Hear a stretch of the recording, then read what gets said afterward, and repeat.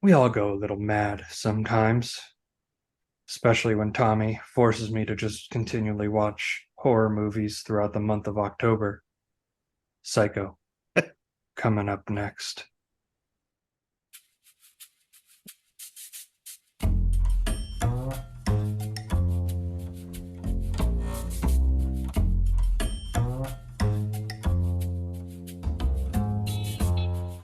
Haven't Seen It with Tim Sestito and Tommy Tevenet.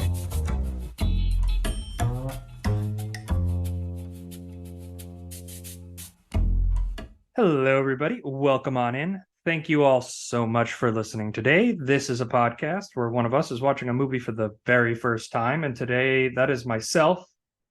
Tommy, you've seen Alfred Hitchcock's Psycho before, right?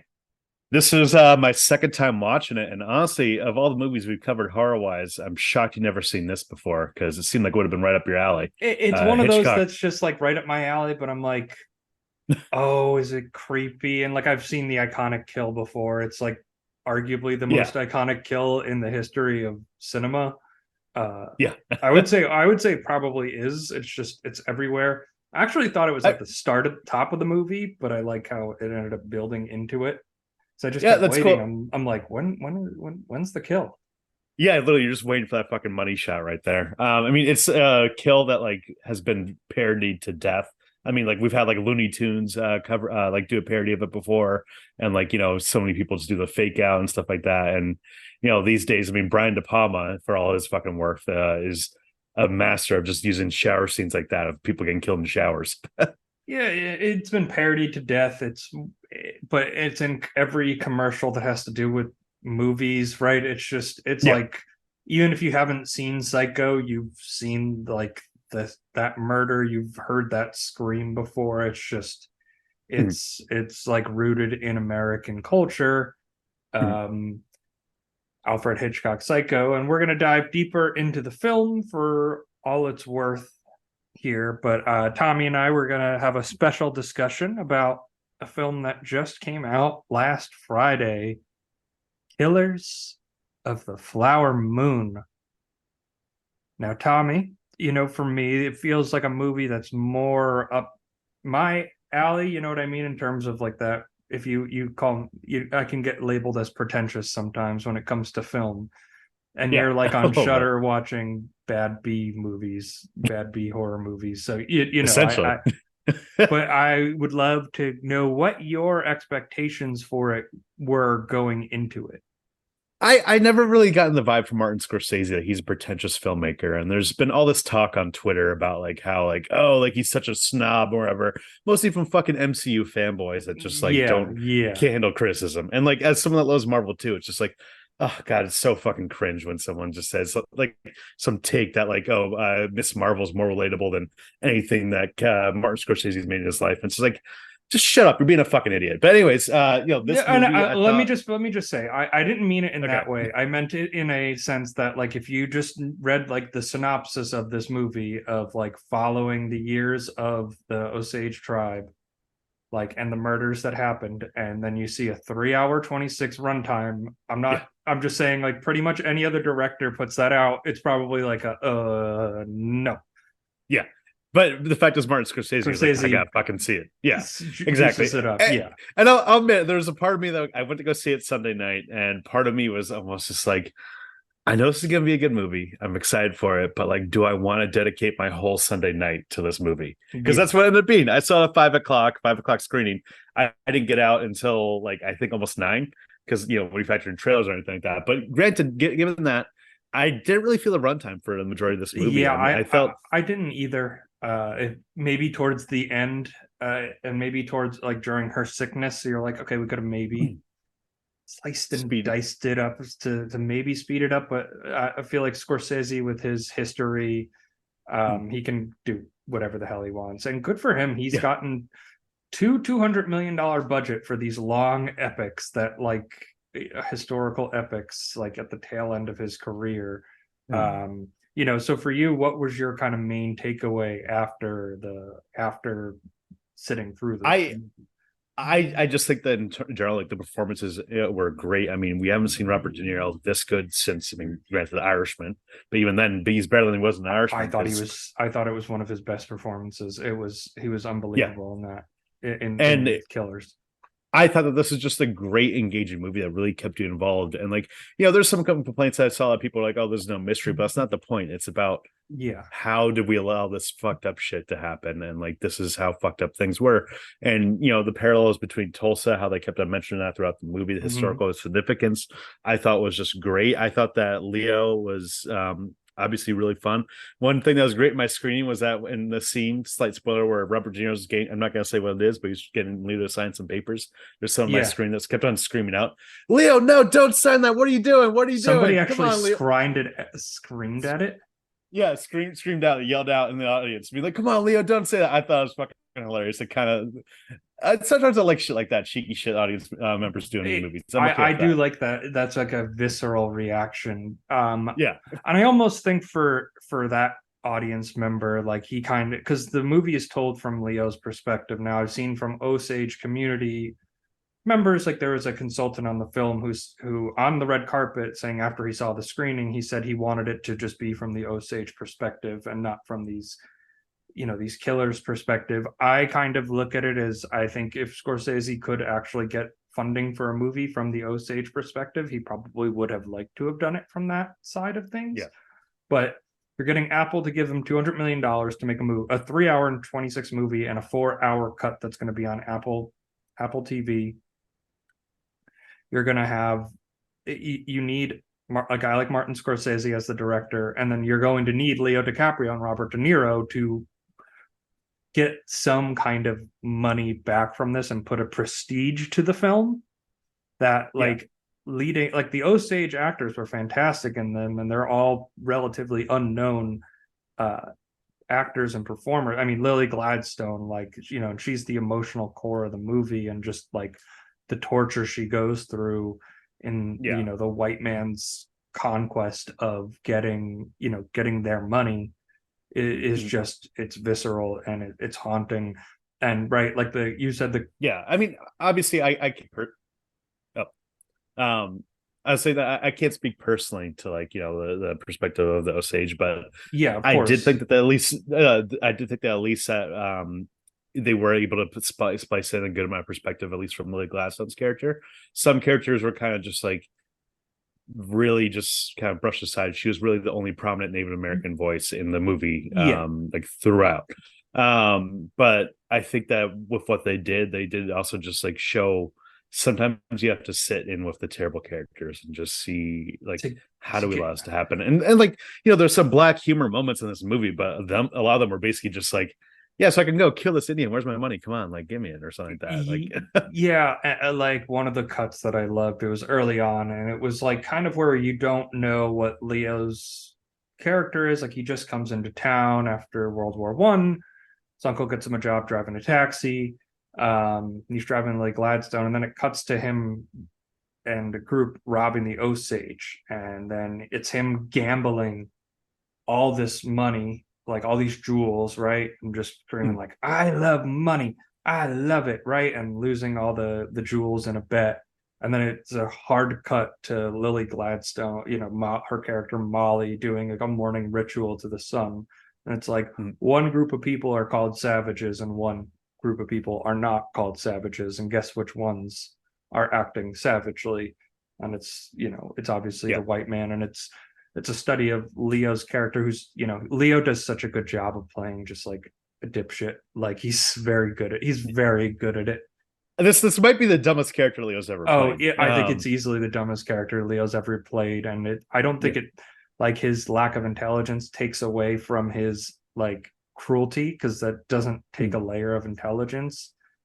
I do think it's like, once the ball gets started, in terms of like, okay, you're gonna start, you were gonna go date Molly, you'll get into that money, right? And then it's just like, well, we're gonna take care of her sister, her one sister, Anna. Like, we want her to go.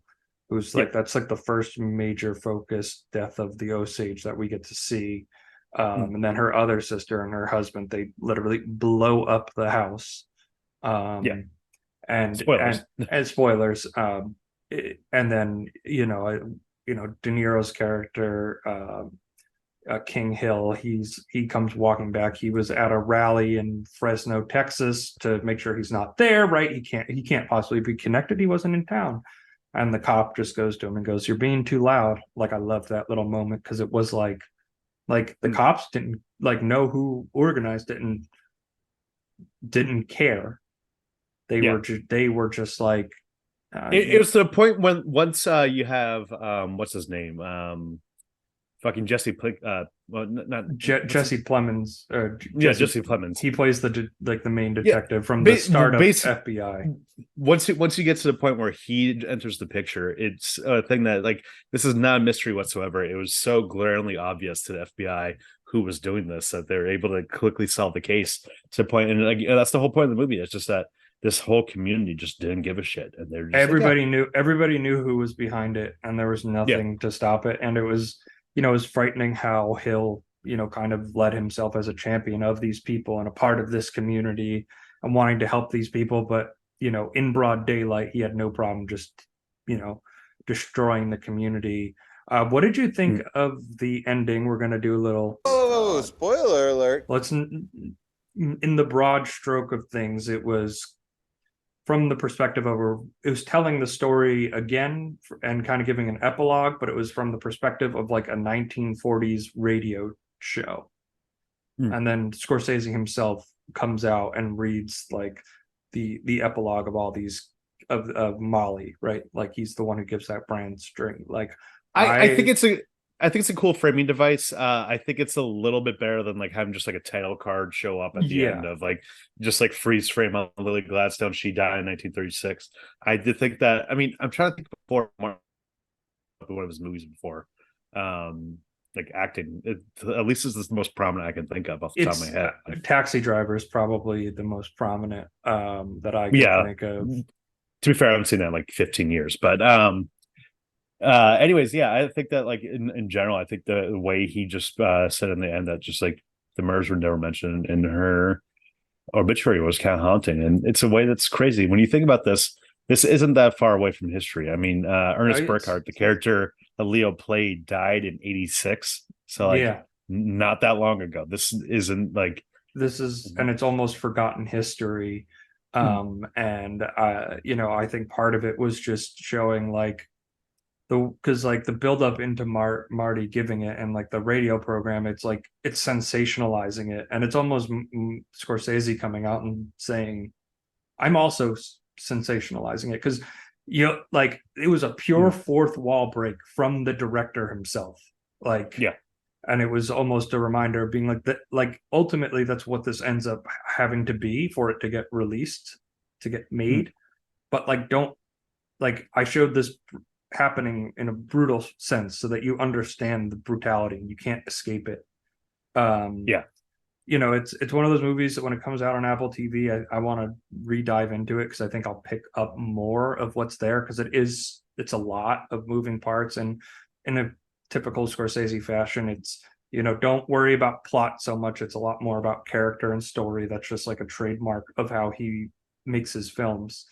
And I think on a rewatch, there's just gonna be more to pick up and like comprehend, because I think it's all there together. But the pacing was terrific, the acting was terrific. I think Lily Gladstone deserves an Oscar. Should easily be the front runner. Would you consider it in best actress or best supporting actress? I'm think leaning towards best actress. I'm leaning towards best actress too. She's crucial, because if you don't have her there and you just follow these two men be cruel to these people, like it's just disgusting. Like, it's just, apparently, and you need that emotional connection and release next to it. Scorsese was saying in interviews leading up to this movie that originally it was gonna have the film take place of like the perspective of Jesse Plemons' character, the FBI agent. That's how the book, and that's how the book was. And but he when he was writing this and he was looking at it, he's like, oh my god, like this would just be sensationalized and just like completely like lost perspective. But instead, you need to focus on the fucked up people that are doing this, just to show like it could be your husband killing your killing your sisters just to accumulate more money. Like, Yeah. that's So simple. overall, 4.5 out of 5 for me. I mean, I'm I think it was really good. I wasn't the best Scorsese movie ever, but that's a high bar to fill. That's a high. I would also say 4.5 out of 5. I think it's one of those movies that's maybe the most important in his filmography, like just in terms of like cultural preservation and story preservation. Like aside, I think it might be that, whether it's his Well, yeah, like because we need movies like this more and more. I mean, we're getting to a point in culture where, like, the Tulsa Massacre, a lot of people only found out about that because of the Watchmen TV show that came out 4 years ago, which is kind of yeah. sad that that's how we learned through American history. But if we don't have these media outlets, and like, some shit's just gonna be brushed aside, swept under the rug. Like, we'll forget that awful history that happened. We need to put a lens to ourselves and say, like, this is how fucking shitty we can be as humans. Yeah, and I think I 4.5 out of 5, and maybe one of those it could become a 5.5 out of 5 if on a rewatch. I just think it's such a dense film. Like there's just so much going on that I could appreciate like it more on a second viewing where I know where it's going and looking for little details. Also, funniest moment of the movie was when De Niro spanks Leo with a paddle for messing up one of the kills. Yeah. And apparently Leo wore padding in his pants. Yeah. Yeah. Amazing. Fun little tidbit there Fun from fact. Killers of the Flower Moon. I highly recommend it in a theatrical setting. It's just, you're getting one of the greatest, probably the greatest living filmmaker, and one of his swan songs. And really happy I decided to commit the time to go see it because it's definitely worth it. Same. So in that somber, and obviously, keep in mind the history and the significance of the brutality towards the Osage people as well. I guess in that note, on a somber note, I guess now is a good time to transition into Psycho.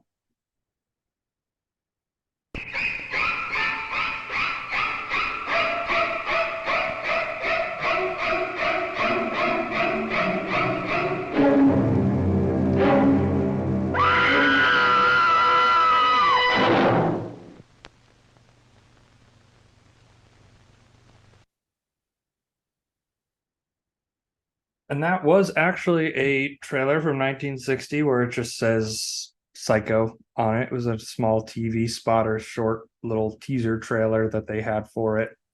I'm glad you didn't find the clip that apparently there was a 6-minute trailer that they made for this back in the I day. believe it. Yeah. I'm sure I could have found it, but I'm not playing a 6-minute trailer. We got places Yeah, to of go. course.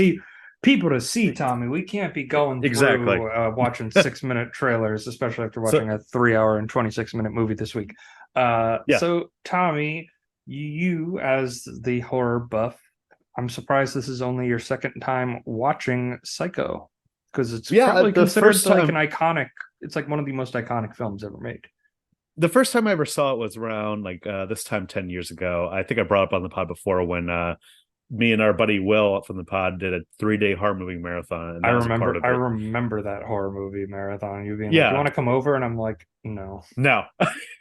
We watched everything from Psycho to Scream 2. Zodiac was involved. We watched Jaws. A little bit of fucking everything. So I mean, like, in the context of the 3-day horror movie marathon, when you watch, I think we probably watched 30, 40 movies. This is like our Christmas break, freshman year of college or sophomore year.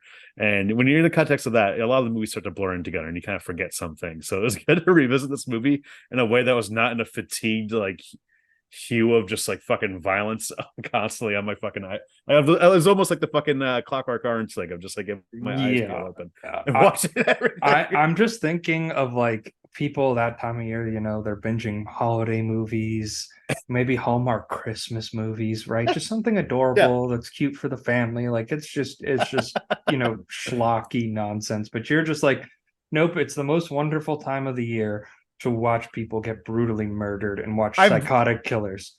If I remember correctly, I'm pretty sure the marathon ended on Christmas Eve. So That's how we spent our Christmas Eve. So clearly my priorities are straight for the holidays. So, but anyways, it was great to revisit this movie. I mean, this is my first Hitchcock movie I ever saw back then when I did it, and it's kind of crazy to the fact that on the pod this year we've covered, this is our fourth Hitchcock movie, I believe. Fourth Hitchcock, yeah. So we've covered Vertigo, we've covered Rear Window, we covered The Birds, and now this. And I think it's kind of crazy, but I think the black and white kind of helped this movie age a lot better than the other three movies that we watched. Well, I don't think any of them. Maybe The Birds aged the worst just because of like the effects of The Birds. It's the only one that practically needs it the most. I know you weren't the most in love with Rear Window, but I don't think black and white versus color would have made a significant difference in that film, to be honest. I think it's also just like the color timing, because when you get into the color timing part of it, it kind of just like puts it in an era right there. And I know with some of the restorations of Hitchcock films, especially the color ones, there's debates over what was the actual color palette versus the restoration color palette, but that's all a bunch of nerdy nonsense that nobody cares about. So this movie was filmed in black and white for budget cost restrictions, essentially. So Hitchcock wanted to film this movie, and Paramount balked at his proposal and refused to provide his usual budget.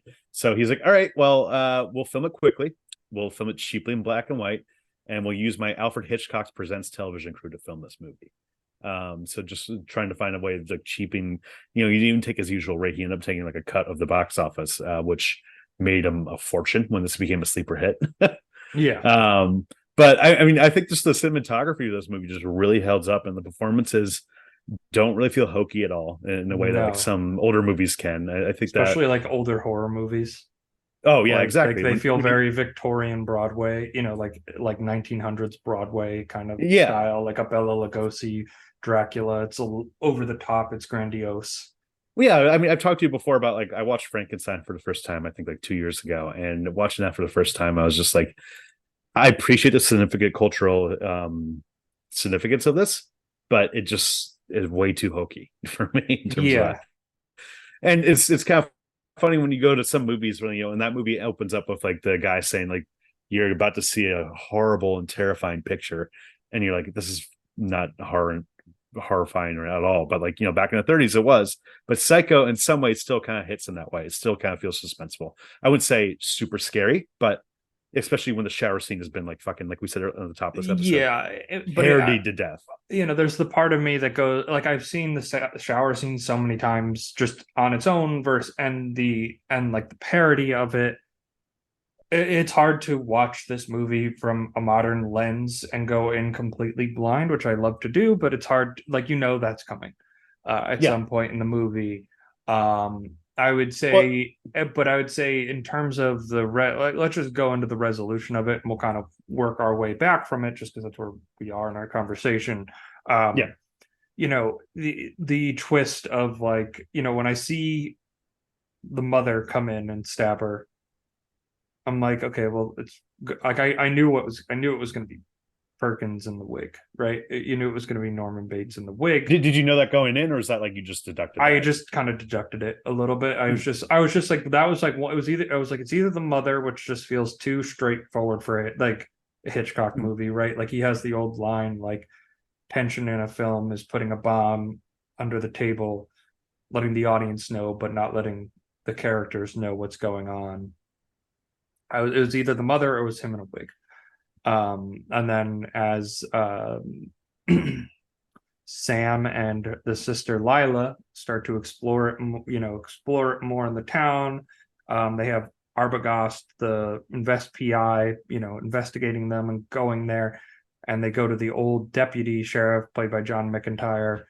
He was great as just like a curmudgeon old cop. I love that kind of role in there. Just a sleepy town curmudgeon cop being like, the mother's been dead for 10 years. And then I was like, okay, it's him in a wig.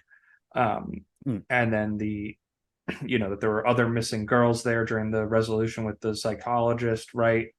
That he was the one who actually committed the double murder of the man because the mother wasn't giving him the attention. when I think about it from the perspective of I think it doesn't de-age the movie, but I think about the year this came out. Like serial killers are like kind of roughly become more like the FBI starts actually investigating these people in like the 1970s. Like this was Like very this movie in the book, it was based on the book Psycho was based on the Wisconsin grave robber Ed Gein, who also inspired Texas Chainsaw Massacre and all these other stuff. But even he was like only like 2 people he killed, and I think the rest was he just made like human skin furniture or something like that. yeah. But like, you know, it wasn't really a prevalent thing. I mean, this movie at the time was controversial to say the least. I mean, like Walt Disney wouldn't let Alfred Hitchcock film it. Like, you know, was it Disney World, I believe it was. Disneyland at that point, right? It was Disneyland. He refused to let Hitchcock film at Disneyland because Hitchcock made that disgusting movie Psycho. And you know, this is a time where the Hays Code was still going on. The Hays Code only ended in '68. So like, you know, as controversial as like, you know, the blood was in the shower scene, it was also really controversial the fact that they showed a toilet flushing. That's the time we were at back then. It's insane to think about that was something controversial.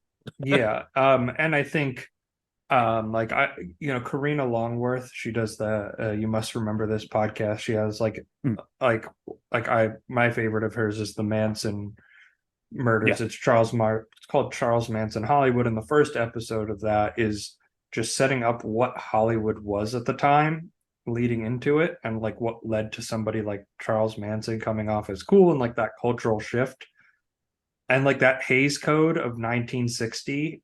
It brings that shit down. I highly recommend that podcast, that series. I know she just did the erotic 80s and 90s series, Yeah, which a is great series too. it's a great series, great podcast. Go check it out if you're interested in learning more about Yeah. the history of film.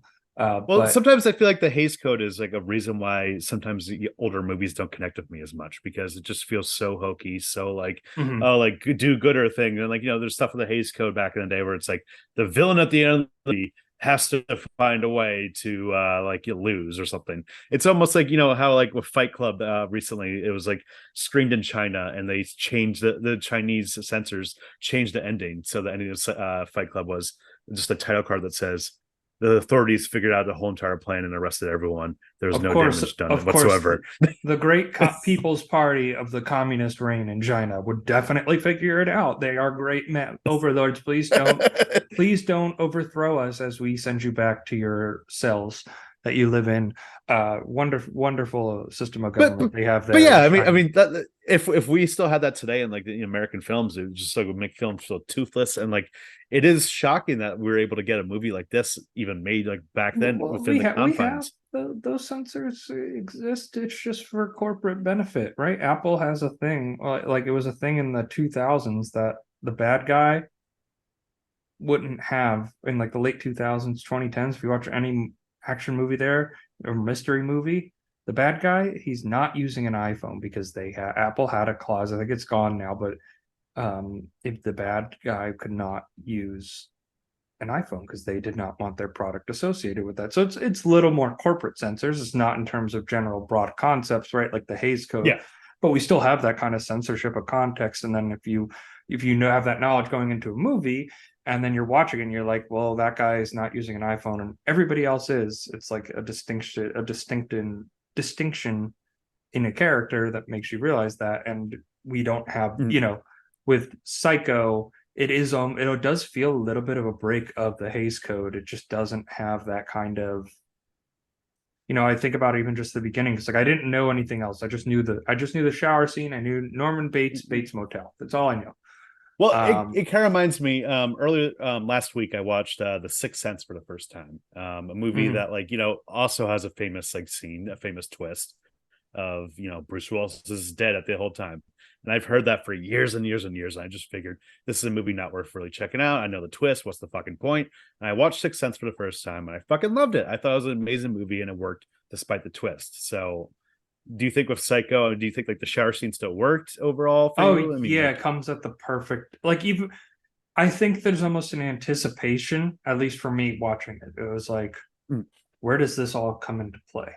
Where mm, where where does this kind of come in? And it comes mm, after this great conversation scene between Anthony Perkins and Janet Leigh, just like they're like it's such an uncomfortable conversation about his mother and about being like, well, why don't you institutionalize her? I heard her yelling at you, and like I didn't know what the twist was. I only kind of saw it because it was like it's a high resolution, and just the way it's shot, it's like it's clearly a man in a wig stabbing her, like it's just it's not his mother. Was just kind of my giveaway. I don't know what it would look like on a film projector in 1960, or just like more audience bliss to that kind of thing, right? Like wouldn't be as big of a deal. But it was such a tense scene where you just feel so uneasy, and he has that great line, well, we all go a little mad sometimes, right? And you just it's been referenced in everything. It's been referenced 100,000 times, and then you have the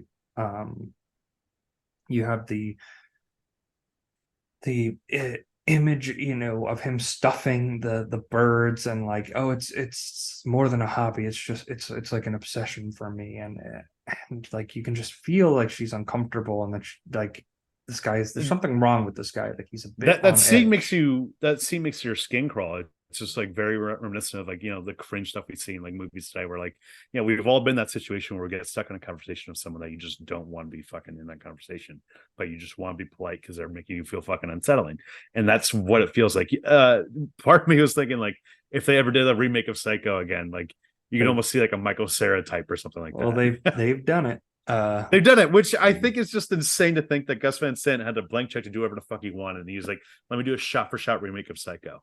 I'd love to that is Psycho. Yeah. There you go. Was terrible. I like that it says here. This was in the Wikipedia page. After Hitchcock's death in 1980, Universal Pictures produced follow-ups, 3 sequels, a remake, a made-for-television spin-off, and a television series. It's like, oh, they had to wait until that man was dead, because the studios did not want this to get made. Hitchcock leveraged a lot of his own money and capital to get this movie done, and on a budget of $806,000, which good amount of money back in the 1960s, couple million, made 50 million at the box office. Yeah, and like I said, like Hitchcock got a percentage of that, so he made fucking bank. But by the time we get to the sequels, the first sequel, Psycho 2, which I heard is good, was like 83. By the time we had slashers and stuff like that, I mean, like Halloween, which we covered last year, was obviously very much inspired by this movie, to the point that Jamie Lee Curtis is Janet Leigh's mom, all the way around, Janet Leigh's daughter. And you can just see like the influence on all these movies over and over again. So like, while obviously sometimes when the movie's like the first originator can feel a little bit tame, but overall I didn't think this was not that tame. I love the private investigator, his whole entire like little segue into the movie. I thought that Milton was great, but the whole shower scene, like just to get back to it, it's just insane to think about at the time, like how much of a twist that was. I mean, like we've seen this happen in movies again, where it happens like when Alien 3, there's a character that died. David Fincher was saying, this is going to be my Psycho moment, because it was a character he thought was going to be a main character throughout the movie and died halfway through. It's like, wait, what the fuck? Yeah. It's a jarring thing. This is a time in movies where movie theaters at the time used to play shows on rotation all day long, and people would just frequently come in the middle and stay in the middle until the next showing. Yeah, because it was a quarter to get in. Yeah, so and like Hitchcock made movie theaters sign a contract that they would not let anyone in until the start of the film.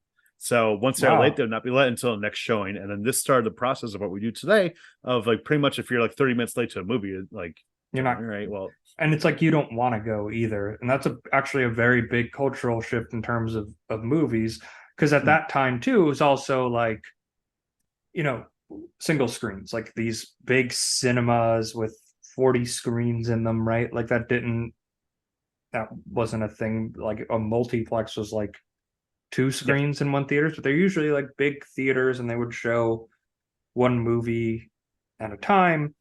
Saturdays, I mean, this is going way back to like the 20s. By this point people had television, but for like newsreels, cartoons, right, that's how they were displayed and shown there. So like just in terms of what the theater was and meant to people, like it was, you just, when you go and you got there.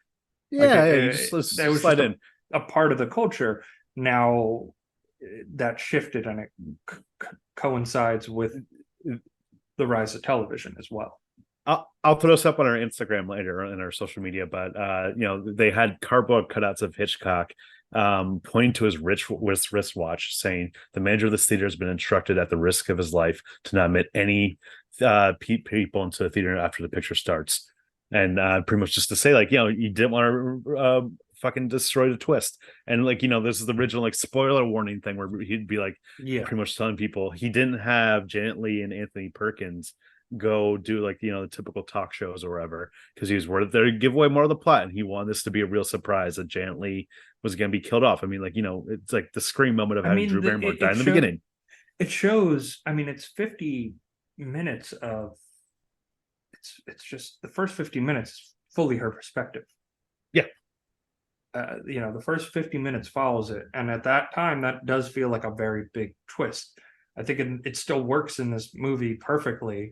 And it's the only element. It's more of a psychological horror than anything else. I think almost the scariest thing is she steals $40,000 from her boss just to run away, right? After the conversation with Norman Bates, she was going to run away with her boyfriend who lived in California. That's why she stays at the Bates Motel. And she's like, after that perspective of going mad, she's like, I did go mad. I can bring this back. I can figure something out here, even though I lose my job, whatever. The money, I'll give the money back. Norman's cleaning the hotel room, and it's that weird split of his personality between the mother persona and him, where he, and I think the hidden twist of it is you see the mother do the kill, and then you see Anthony Perkins walk in as Norman Bates, and just completely freaked out, visceral, but knowing he needs to do what he needs to do to protect his mother and clean up the room. Yeah. Now she had. I clocked it. Pretty much it happens at the 50-minute mark. The shower scene, she's dead, and then they spend at least 10 minutes, I believe. Yeah. Just him cleaning up everything, and just immediately, I can only imagine. I mean, I remember my mom telling me at the time that people were fucking just flabbergasted when that happened, and wait, what? And it would have been have any context for that, and anything the hero of our movie just fucking straight up died. I would love to show Walt Disney an Eli Roth film and get his reaction to that. Exactly, it's like we were talking about with The Thing, where it's just people at the time then were like, "Oh my god, this is fucking disgusting," and the critical reviews for Psycho were a little mixed, just kind of like what The Thing was. Where there's one critic where she ended up British critic C.A. Lewis was so offended that she not only walked out before the end, but she permanently resigned her post as a film critic for The Observer. Good. That's sounds good. Sounds like she needed to. Yeah. I think and I don't know the history of horror films, but the monster was usually a monster. It was a werewolf. It was a creature from the Black Lagoon. It was Dracula. It was Frankenstein's monster, right? And I'm just spinning off the iconic things from my head. But in terms of horror, it was all these pulpy comics, right? And then in the film representation, it was based off these creatures from these fairy tale books. These novels, your creature of the creature of the Black Lagoon. We had the 1950s era leading up to us, which was a lot of 50s B movies, it was Them and shit. It was never a guy. It was never just the guy working the counter at the hotel. It was never that guy, and that's a big shift from an audience. And I'm really glad we're having that perspective conversation, because I think and just to tie it back into Killers of Flower Moon, there's these two kids that are going viral. My hat's off to them, because their grift is just complaining about anything that's not a comic book movie. I know exactly what you're talking about. These two nerdy kids. I saw the ultimate blast on them. It was nerd. Being a nerd used to mean you were smart, but you were smart, but then you weren't good looking or strong. But the benefit was you were smart, and that would benefit you later in life. Now, if nerds aren't smart, what benefit do they have? And I was like, that's a burn that's hard to recover from. But I think these kids' grift is they're Gen Zers. They don't want to work a real job. They don't have any real insight into filmmaking. So if they just make a hot take film podcast that people will hate watch to clip and put up, it's going to get the numbers that they need regardless to maybe get some sponsorship. So like my hat's off to them because like I saw maybe that's what we need to do. I saw right through their grift. No, I'd rather stick to my guns, Tommy, than try to make some. Wow, Killers of the Flower Moon was so long. Like films just shouldn't even be that long unless it's Endgame. Like I would lose my soul every day I said that. But yeah, my hat's off to them for that grift. You know, and just kind of like tying it back into that, like, and you're saying like the critics were mixed on this. It would be taking something that, when you think of it just from the context of a film, it's like it's masterfully done. It's Hitchcock, right? But you have this issue of it just not being what people are used to seeing anymore. And if you want to contextualize it to today, to Killers of the Flower Moon, people aren't fed 3-hour epic historical films that are like visceral and heart-wrenching. That's like squeeze that emotion out of you, that makes you leave the film like emotionally exhausted. Like modern audiences are not used to that anymore. And audiences in 1960 were not used to the man. And it's the whole thing also being attention the killer. span. Yeah, whatever. We don't need to go into that. But yeah, I think this. But no, in terms of like perspective, when you think of the time of this, like obviously the shower scene we've talked about multiple times, but like even the death of the private investigator, of like how shocking that must have been. I mean, like the score of this movie is amazing by Bernard Herrmann, and I think it really helped save the movie, which is a point I'll get back to later. But when you have the private investigator dying, he gets stabbed and then he immediately falls down the stairs, and then Anthony Perkins obviously stabs him over and over and over again. Well, granted, they don't show it like a slasher movie of like all the blood squirting out. At the time, just that seeing that over and over again was scary enough, and being like, oh my god, like what is being shown on the screen right now? Well, let's take, before we go into best performance and stuff, let's take two groundbreaking films at the time that maybe aren't perceived as scary anymore. You have Psycho in 1960 and you have The Exorcist in 1973. I think The Exorcist works in terms of like a horror movie. I think that one works a lot better.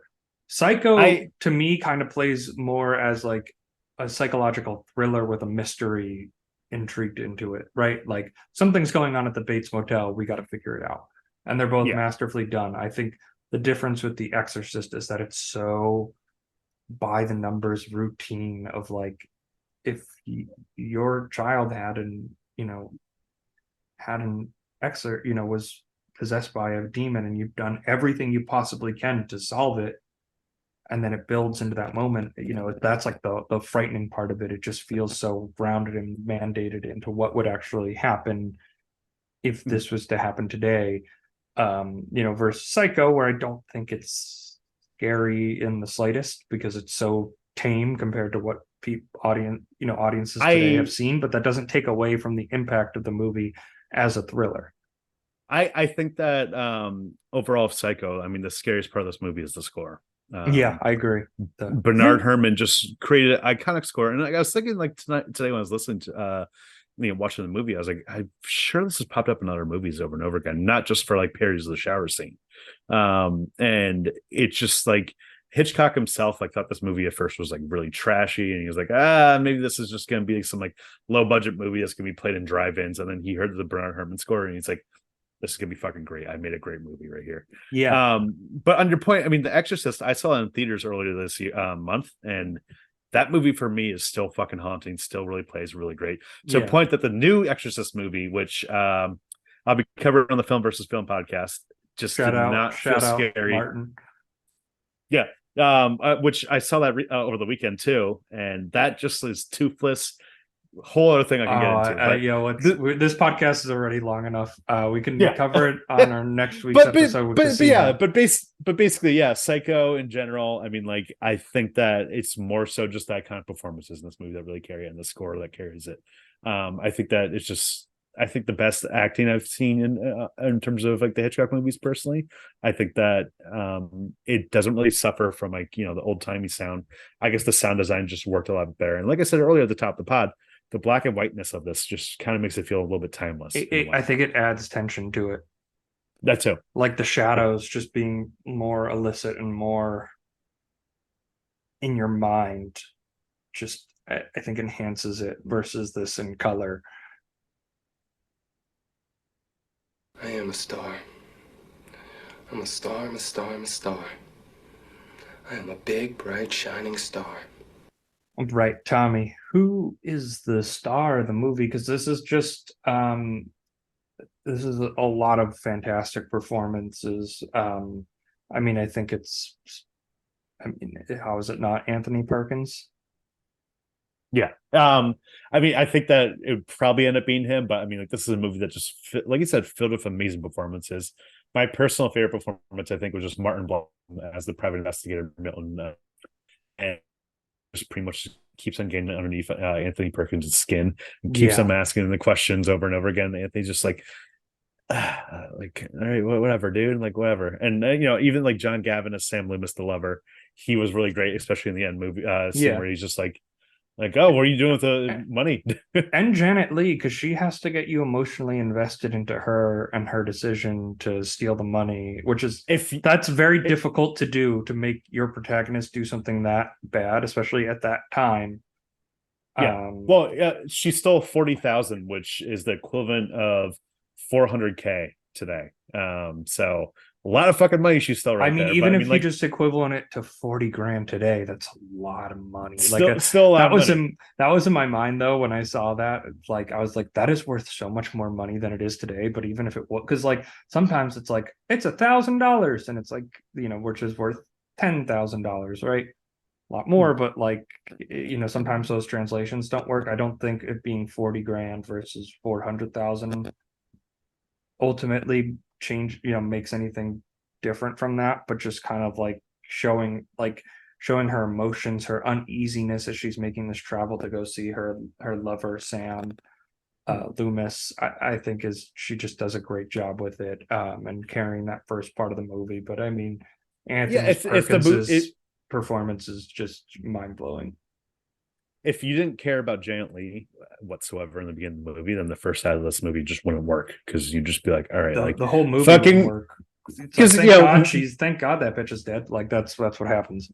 Exactly. It would have been like like the later day Friday the 13th sequels, where it's just like, all right, let's just get Jason killing these teens. Come on, fuck up those teens right there. And that's not what this movie's about. But I think overall, Anthony Perkins. I mean, we haven't talked about Vera Miles, who is shockingly still alive today. Didn't expect that. God bless. God bless. Yeah, exactly. But her character is more so just like concerned and not really amazing to the point the other characters are. But she's just there.